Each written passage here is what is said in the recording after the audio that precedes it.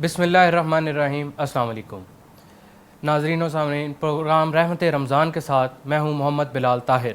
ناظرین، رمضان المبارک کا آخری عشرہ شروع ہو چکا ہے۔ یہ عشرہ جہنم کی آگ سے آزادی کا عشرہ ہے۔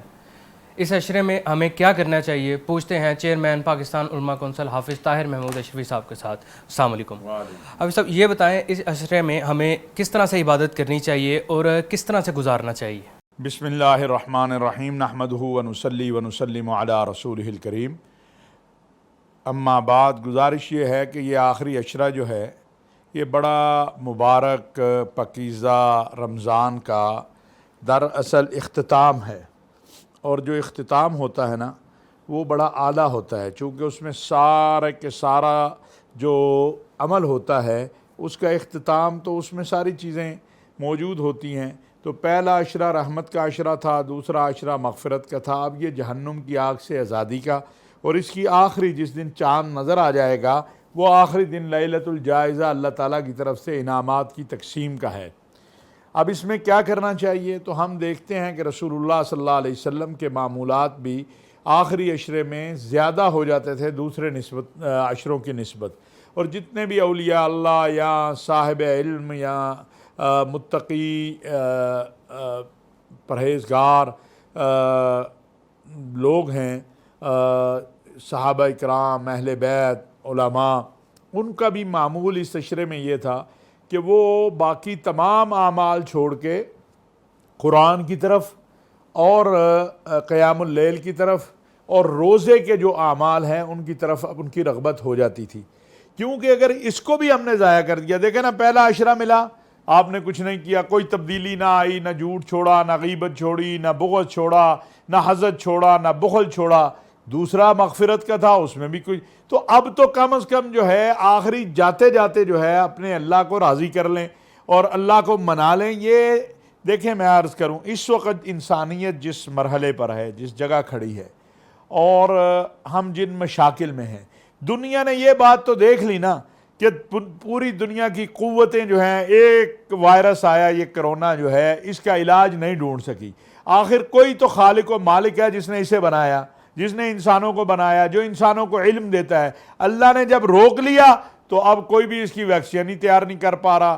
تو قرآن سے جب ہم رجوع کرتے ہیں تو ہمیں پتہ چلتا ہے کہ وَإِذَا مَرِضْتُ فَهُوَ يَشْفِينِ، جب میں بیمار ہوتا ہوں تو مجھے شفا کون دیتا ہے؟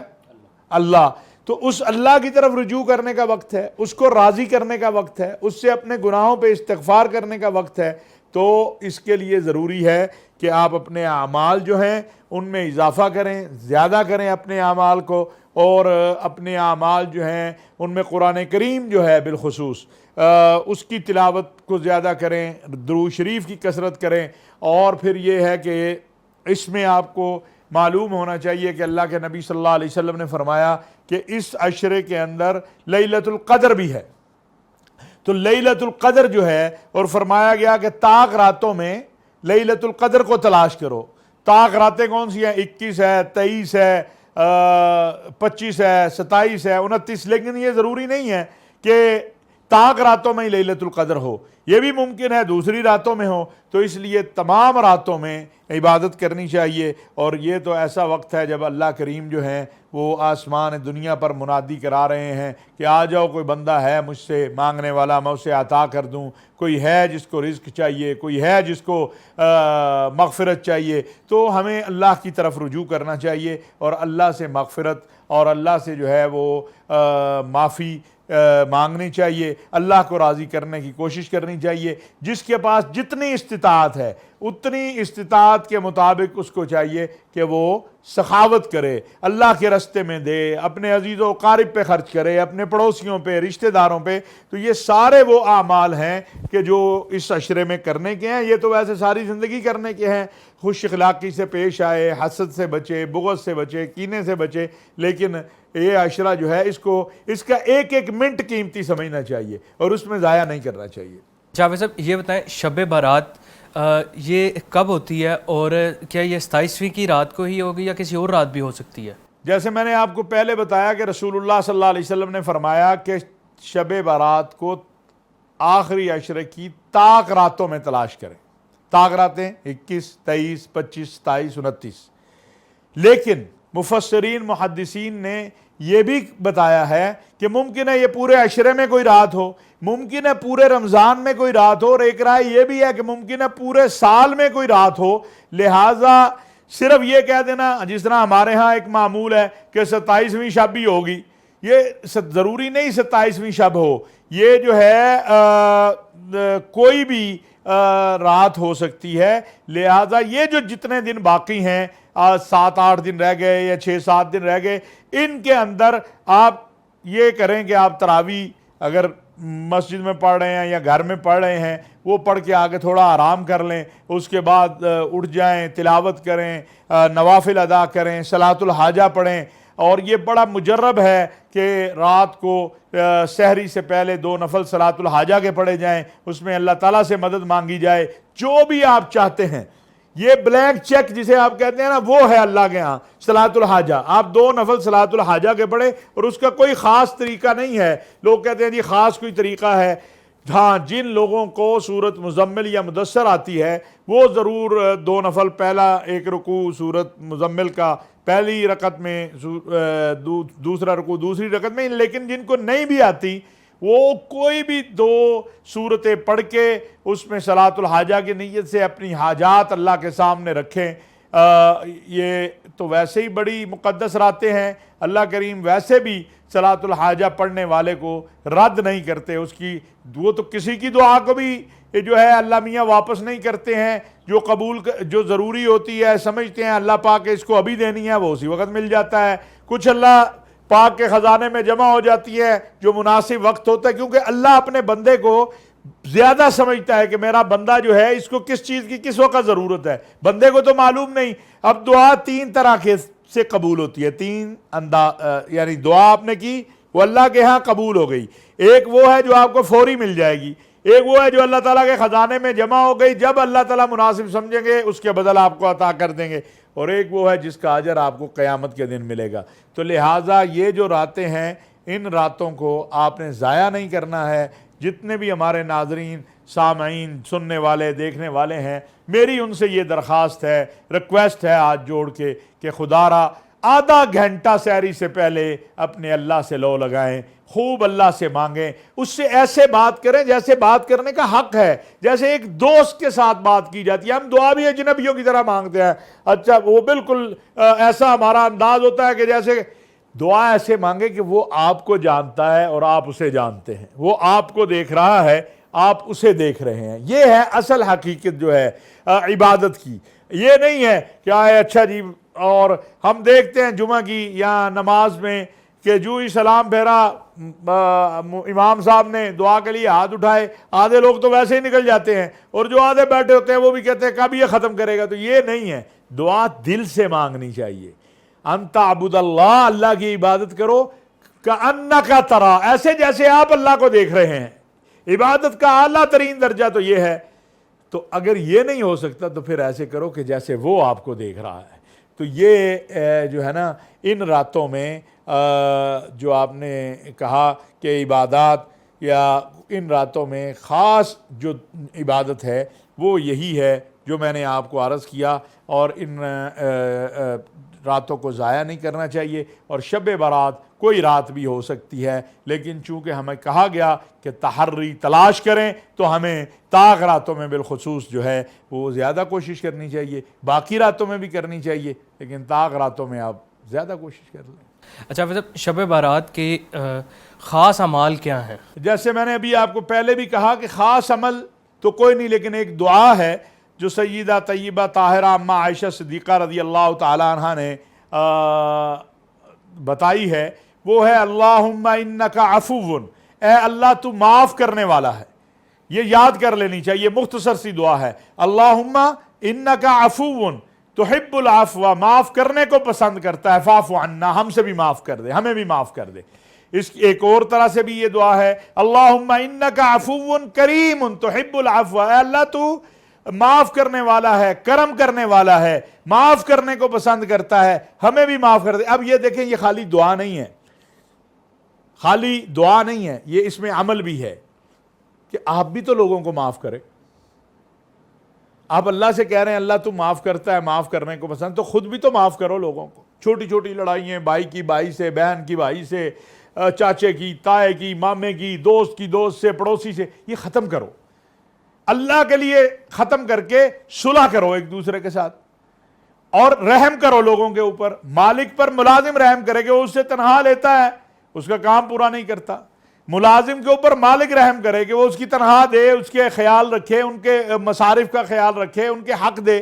اسی طرح جو اولاد ہے وہ والدین کے حق کا خیال کرے، والدین اولاد کے حق کا خیال کریں، پڑوسی کے حق کا خیال کیا جائے، بہن بھائیوں کے حق کا خیال کیا جائے. تو یہ ہے کہ اللہم انک عفو تحب العفو. اور پھر قرآن میں ایک جگہ آیا ہے کہ والکاظمین الغیظ والعافین عن الناس. ایمان والے تو وہ ہیں جو غصے پر قابو پاتے ہیں اور لوگوں کو معاف کرتے ہیں. اور اللہ تعالیٰ احسان کرنے والوں کو پسند کرتا ہے. جو کسی کی غلطی کو معاف کر دے تو وہ احسان کرنے محسن ہوا، تو اللہ تعالیٰ ایسے لوگوں کو پسند کرتے ہیں. تو اس کی دعا جو ہے وہ بڑی مختصر سی ہے کہ اللہم انک عفو. یہ آپ پورا دن رات، یہ نہیں کہ رات کو ایک تسبیح کر لی تو بس، نہیں، دن رات پڑھتے رہیں ان دنوں میں. اللہم انک عفو تحب العفو فاعف عنا یا کریم. اللہم انک عفو کریم تحب العفو فاعف عنا یا کریم. یہ شب برات کی خاص دعا ہے. شافی صاحب، اگر کسی نے پہلے اور دوسرے عشرے میں روزے نہیں رکھے تو اب وہ کیا کرے؟ اور کیا مردوں کا اعتکاف جو ہے وہ گھر میں ہو جاتا ہے؟ دیکھیں، بات یہ ہے کہ یہ ایک روزہ اگر آپ نے پوری زندگی روزے رکھے، پوری زندگی نفلی یا، اور رمضان کا ایک روزہ زندگی میں چھوڑ دیا، تو وہ ساری زندگی کے جو روزے ہیں وہ اس کے برابر نہیں ہو سکتے. پوری زندگی کے روزے اس ایک روزے کے برابر نہیں ہو سکتے. اب جنہوں نے مثلا نہیں روزے رکھے تو ان کو چاہیے کہ وہ پہلے تو اللہ سے معافی مانگے اور اس کی قضا کرنے کا فیصلہ کریں کہ جو ہی رمضان ختم ہوگا فوراً ہم نے جو روزے نہیں رکھے ہیں اس کی قضا دیں گے، اس کی وہ روزے ہم رکھیں گے. ایک تو یہ ہو گیا. اور بلا عذر اگر کسی نے نہ رکھے، وہ بڑا گناہ گار ہے، لیکن اللہ معاف کرنے والے ہیں. وہ کہہ رہے ہیں کہ مجھ سے معافی مانگو، لا تقنطوا من رحمت اللہ انہ یغفر الذنوب جمیعا، میری رحمت سے مایوس نہ ہو جاؤ. تو ایک تو یہ کام کرنے کا. دوسرا کام کرنے کا یہ ہے کہ وہ اب کم از کم 10 دن جو ہے وہ روزے کو روزہ بنائیں.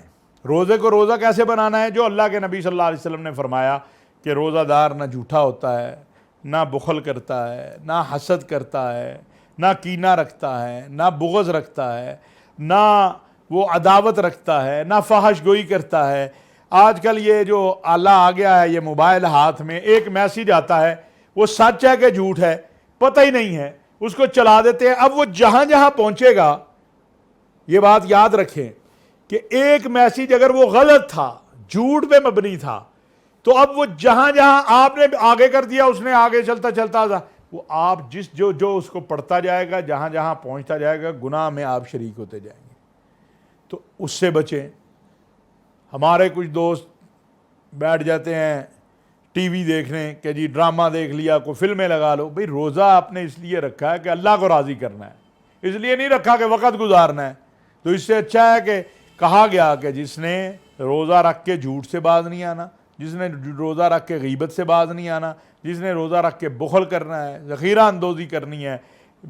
جس طرح ابھی ہمارے ہاں ہو رہا ہے کہ عید نہیں آئی، عید میں جو استعمال ہونے والی چیزیں ہیں، خوف خدا جو ہے نا، روزہ کا مقصد خوف خدا پیدا کرنا ہے.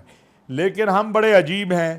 ہم ایک طرف تو سخاوت بھی سب سے زیادہ ہم ہی کرنے والے ہیں، دوسری طرف ذخیرہ اندوزی، چور بازاری، کم تولنا، نفع زیادہ لینا، یہ بھی ہم کر رہے ہیں. اللہ تعالیٰ معاف فرمائے، اللہ ماشاء اللہ بیچ میں اچھے بہت لوگ ہوں گے، لیکن جو مجموعی صورتحال ہو جاتی ہے وہ بڑی مختلف ہو جاتی ہے. تو اس لیے لازم یہ ہے کہ ایک تو اس طرف توجہ دی جائے کہ جنہوں نے روزے نہیں رکھے وہ روزے بھی رکھیں اور قرآن بھی پڑھیں، اور کوشش کریں کہ رمضان ختم ہونے سے پہلے قرآن کریم مکمل ہو جائے.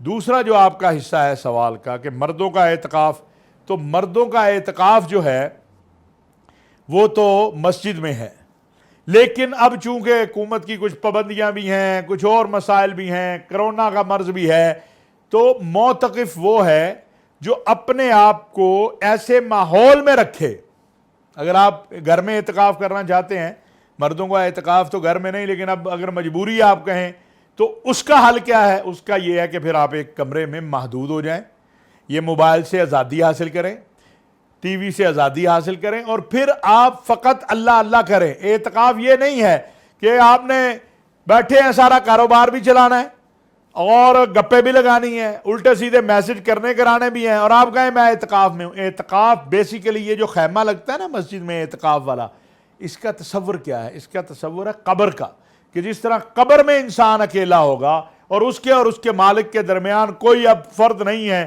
وہ ہے اور اس کا اللہ ہے، اسی طرح معتکف اپنے خیمے میں اکیلا ہے اور اس کا اور اللہ کا ایک ربط پیدا کرنا ہے۔ یہ نہیں ہے کہ جناب خیمے میں 4 لوگ ہیں، گپے بھی لگا رہے ہیں، لطیفے بھی سنا رہے ہیں، غیر شرعی اور گفتگو، اور پھر اس کے بعد یہ ہے کہ باہر بھی۔ گھر کے اندر مرد کا اعتکاف نہیں، عورت گھر کے اندر اعتکاف کر سکتی ہے، لیکن موجودہ حالات میں جو اعتکاف کرنا چاہتے ہیں، گورنمنٹ کی اجازت نہیں یا اور مسائل ہیں، وہ الجھنے کی بجائے اپنے گھر کے ایک کمرے میں اپنے آپ کو محدود کریں، قرآن شریف پڑھیں اور استغفار کریں، روزہ رکھیں، اور یہ جو لغویات ہیں ان سے دور رہیں، تو انشاءاللہ تعالی اللہ پاک جو ہے وہ آسانی پیدا کر دیں گے، اور اللہ اجر دینے والے ہیں۔ نیتوں کا حال اللہ کریم جانتے ہیں، وہ انشاءاللہ کریم ہے، کرم فرمائیں گے۔ جعفر صاحب، جو صدقہ فطر ہے جسے فطرانہ کہتے ہیں، یہ عید سے قبل بھی دیا جا سکتا ہے؟ بالکل، اور میں یہ کہوں گا کہ یہ اب جلد از جلد دے دینا چاہیے، کیونکہ جو ملک کے حالات ہیں، جو دنیا میں حالات ہیں، تو جو لوگ بیچارے جن کے پاس عید کے دن ممکن ہے کھانے کو بھی نہ ہو، تو وہ کھانے کا کچھ بندوبست کر لیں، کپڑے لے لیں، ان کے بھی بچے ہیں، اس جذبے کے ساتھ۔ اور اس سلسلہ میں دارالفتاء پاکستان نے جو نصاب رکھا ہے جو صدقہ فطر کے حوالے سے، وہ میں عرض کر دیتا ہوں۔ یہ گندم 2.25 سیر دینی ہوتی ہے، تقریباً یہ 100 روپے کے قریب بنتا ہے اس کا۔ ہر شہر والے 2.25 سیر گندم کا جو بھی ریٹ بنے وہ دیکھ لیں، کراچی، لاہور، ادھر کوئی 100-120 کے قرب و جوار میں جو ہے وہ ملتی ہے، تو اس حساب سے دیکھ لیں۔ جو 3.5 سیر جو ہے، اور یہ تقریباً 260 روپے بنتے ہیں، اور اس کے بعد کھجور جو ہے وہ 3.5 سیر۔ یہ کھجور کے حوالے سے ہے کہ بھئی کون سی کھجور آپ دیتے ہیں، ایک 200 روپے کلو ہے، ایک 500 والی ہے۔ اب میں یہ بھی عرض کرنا چاہتا ہوں کہ اب ایک آدمی صاحب استطاعت ہے، ایک آدمی ماشاءاللہ اس کے پاس اللہ تعالیٰ نے دیا ہوا ہے، تو وہ یہ نہ کرے کہ میں نے اپنے خاندان کا گندم کے حساب سے صدقہ دینا۔ اسے تو چاہیے کہ وہ کشمش یا جو ہے اپنا کھجور اس کے حساب سے دیکھے، اور وہ بھی دیکھے کھجور میں پھر بڑی بڑی اچھی نوع کی کھجور ہے، وہ عجوہ کھجور ہے، امبر ہے، اس حساب سے دیکھ لے کیا پیسے بنتے ہیں، تو اس حساب سے وہ جو ہے وہ دے دے۔ پھر اس کے بعد کشمش ہے، یہ 3.5 سیر جو ہے، یہ یعنی گندم 2.25 سیر، جو 3.5 سیر، کھجور 3.5 سیر، اور کشمش 3.5 سیر۔ اب یا تو وہ اپنے علاقوں کا ریٹ پوچھ لیں وہاں کسی دکان والے سے، اس کے مطابق دے دیں، نہیں تو ایک عمومی ریٹ ہمیں معلوم ہی ہے کہ کیا ہے، اس حساب سے دے دیں۔ لیکن یہ بخل نہ کریں کہ یہ دیکھیں یہ آپ نے رمضان میں جو کمی کوتاہی رہ گئی اس کا بھی، اور اللہ تعالیٰ کا شکر بھی ہے اور عید کا شکر بھی ہے، تو آپ اس میں کمی نہ کریں۔ جو تو واقعی جن کے پاس وسائل نہیں ہیں وہ تو گندم کے مطابق دے دیں، یا جو کے مطابق۔ جو وسائل والے لوگ ہیں ان کو تو چاہیے کہ وہ اچھی کھجور کے ریٹ کے اعتبار سے جو ہے دیں، اور یا کشمش کے اعتبار سے دیں، اور یہ پہلے دے دیں، کوئی حرج نہیں ہے۔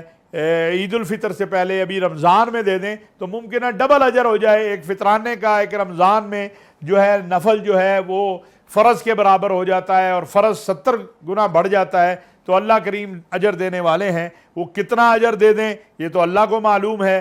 تو ویسے بھی روزے دار کا اللہ نے کہا ہے کہ میں ہی اس کی جزا ہوں اور میں ہی اس کی جزا دینے والا ہوں، تو اس میں میری گزارش یہ ہے کہ اس میں آپ یہ نہ کریں کہ بخل کریں، آپ بالکل اللہ کا نام لے کر لوگوں کو زیادہ سے زیادہ جو ہے وہ سہولت دینے کے جذبے سے صدقہ فطر جو ہے وہ کھجور یا کشمش یا جو کے جو ہے اس سے دیں۔ لیکن جو بیچارے نہیں وسائل رکھتے وہ اگر گندم کے حساب سے بھی دیں تو یہ سارا اللہ کے ہاں قبولیت ہے۔ اللہ مال کو نہیں دیکھتا، نیت کو دیکھتا ہے اور ارادے کو دیکھتا ہے۔ لیکن اللہ تعالیٰ نے یہ بھی قرآن میں کہا ہے کہ لن تنالوا البر حتى تنفقوا مما تحبون، اللہ کو وہی چیز پسند ہے کہ جو آپ اپنے لیے پسند کریں۔ اللہ نہیں پسند کرتا کہ آپ کہو کہ جناب میں خود تو اپنے لیے اجوا کھجور لاؤں جو 5000 کی کلو ہے، اور جب اللہ کے لیے دینی ہے تو 50 روپے والی کلو، تو یہ بھی تو درست نہیں ہے، اس لیے اس میں احتیاط کرنی چاہیے۔ شکریہ حافظ صاحب، دعا کروا دیں۔ الحمدللہ رب العالمین والصلاة والسلام علی سیدنا و مولانا محمد وعلی آلہ واصحابہ اجمعین۔